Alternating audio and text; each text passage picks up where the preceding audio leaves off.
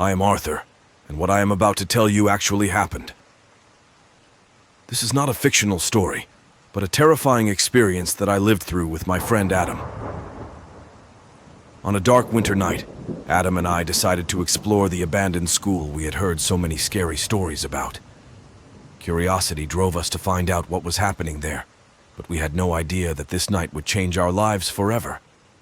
When we arrived at the school, the wind was howling fiercely, and the leaves were flying in the air. We stood in front of the rusty iron gate, which made a horrifying sound when we opened it.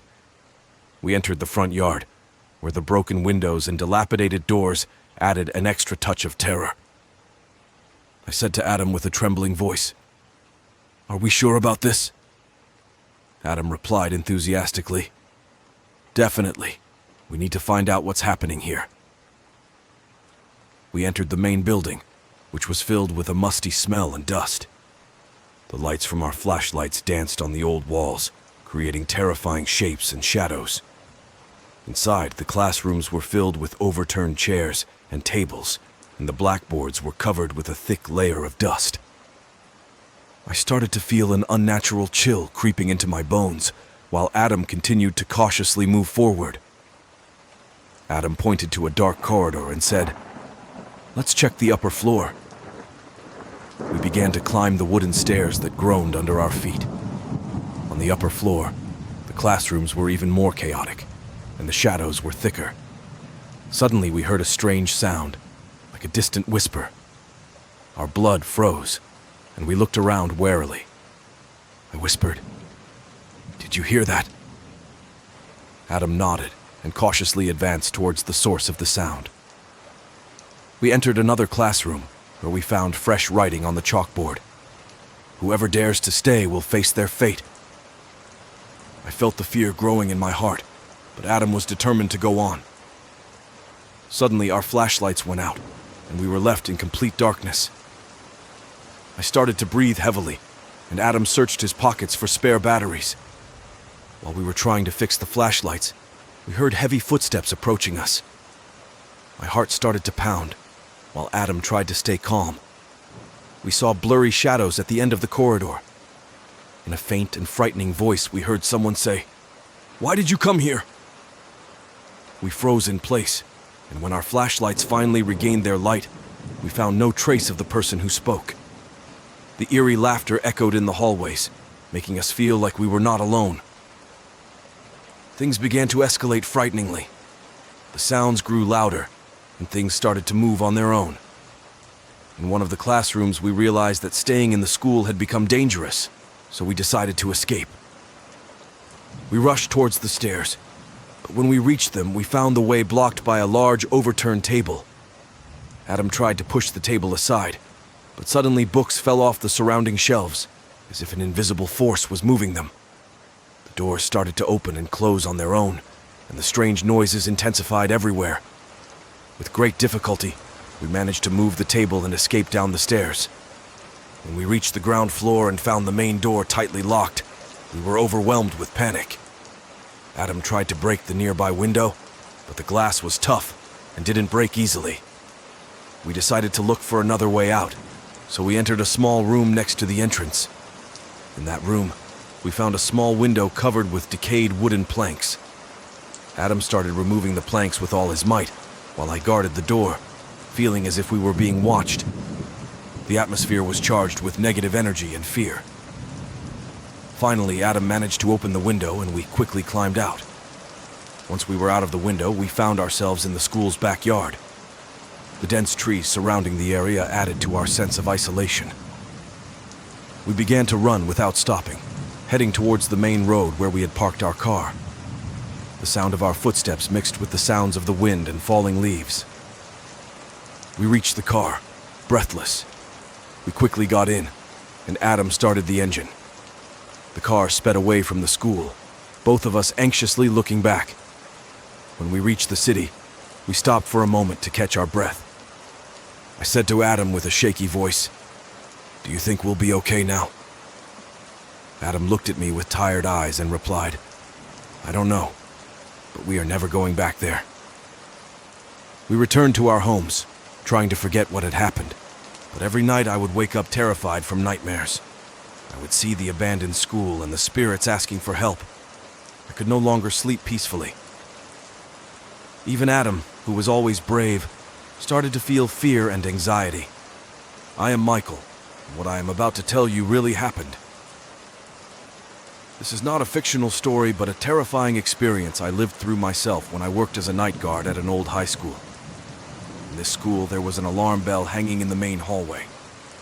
No one knew its history or its story, but everyone knew it was never used. The school was built in the early 20th century and had seen many generations come and go. The bell was part of the school's old heritage, covered in layers of dust. One cold night, I was sitting in my small office by the school gate. I had only started my job a week earlier and didn't know much about the school. As I was reading a book, I heard the bell ring loudly, making me jump out of my seat in fright. I rushed to the main hallway to find the bell ringing by itself for no apparent reason. The bell stopped ringing as I approached it, and I found no one around. I tried to convince myself it was just a technical glitch, but the feeling of dread didn't leave me. The next night, it happened again, and the sound was louder and more terrifying. I began to feel that something strange was going on. As days passed, stranger things started to happen. Weird noises echoed through the hallways, and the classroom lights flickered on and off suddenly. I felt an evil presence haunting the school. One night, as I was patrolling the hallways, I heard footsteps behind me. I turned around to see a ghostly student standing a few meters away, his face distorted and his eyes glinting with a chilling coldness. I tried to run, but the ghosts began to gather around me, trapping me. The noises grew louder and more terrifying, and I saw horrifying visions of ghostly students and teachers who had perished in an old fire. They were trying to reach me, and I felt helpless and terrified. I realized the bell was some kind of gateway connecting the world of the living and the dead, and once the bell started ringing, it opened a path for these tormented spirits to return. That night, I didn't make it out of the school. The next morning, the staff found my body lying near the bell, my eyes wide open, and my face reflecting unspeakable horror. No one could explain what had happened, but the bell never rang again. After the incident, rumors spread among the students and staff about my fate. The school started to change. Everyone felt the presence of something unnatural. Things got worse, with students complaining of horrifying nightmares and strange noises at night. One teacher claimed she saw me walking the hallways at night, my eyes gleaming in the darkness. The principal decided to close off the main hallway and prohibit access to it entirely.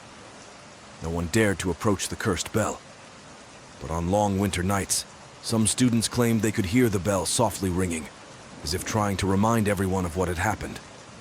Years passed, and the school became shrouded in an aura of fear and dread, with students telling tales of the guard who defied the cursed bell and paid with his life. Layla was a diligent high school student, passionate about reading and committed to her studies. She spent most of her time in the school library, seeking out new adventures within the pages of books. The library was old, filled with rare and ancient books, and always seemed to be enveloped in an aura of mystery.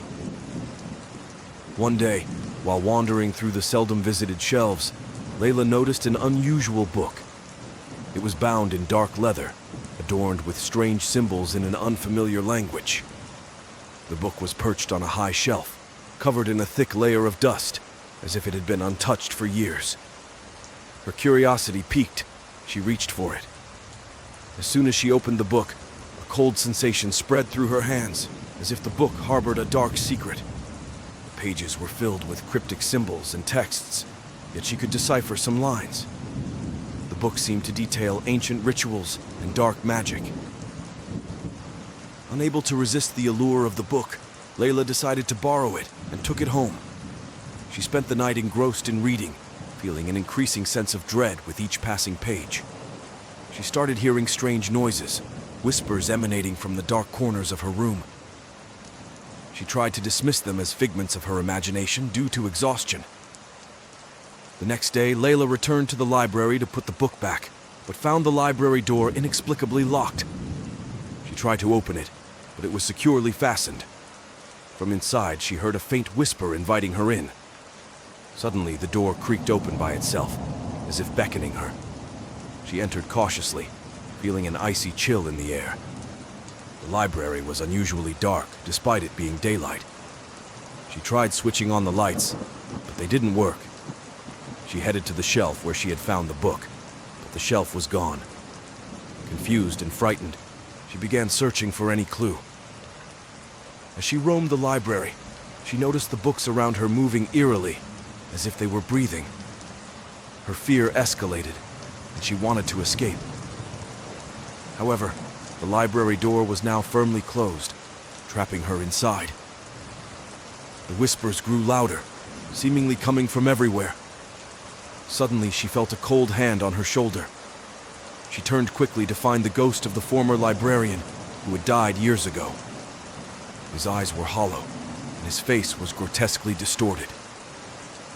In a chilling voice, the ghost said, "You made a grave mistake by taking this book.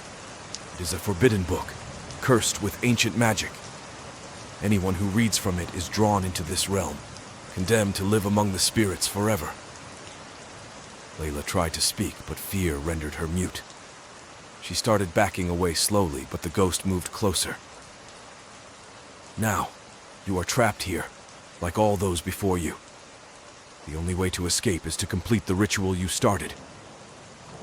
Terrified, Layla realized her only way out was to understand and finish the ritual. She frantically searched the book for any helpful information. The pages seemed to flip themselves, guiding her to what she needed. Finally, she found the page detailing how to end the ritual. She needed to gather certain items from within the library and perform the ritual in a specific location. She quickly collected the required items, feeling the ghost's cold breath on her neck. With everything in place, she followed the instructions meticulously. The library began to shake, and books flew off the shelves. She heard the screams of trapped spirits, desperate to escape. Despite the chaos, Layla focused on completing the ritual. When she finished, the book exploded in a brilliant light, and all the sounds and shadows vanished. The library returned to normal, and the ghost disappeared. Relieved, Layla rushed to the door, which now opened easily. Layla left the library, her heart pounding, and breathed in the fresh air. She returned home, but in the following days, she felt something was wrong. She noticed a strange shadow following her, and heard haunting whispers wherever she went. One night, as she lay in bed, she felt an intense coldness in her room. Opening her eyes, she saw the ghost standing at the foot of her bed, his hollow eyes glowing in the dark. "You thought you escaped the curse, but the forbidden book binds you forever. Now your soul belongs to us." Layla screamed, but no one heard her. The ghost vanished, but she knew the curse remained. The next morning, her family found her lifeless body in bed, her eyes wide open in indescribable terror. The forbidden book had vanished.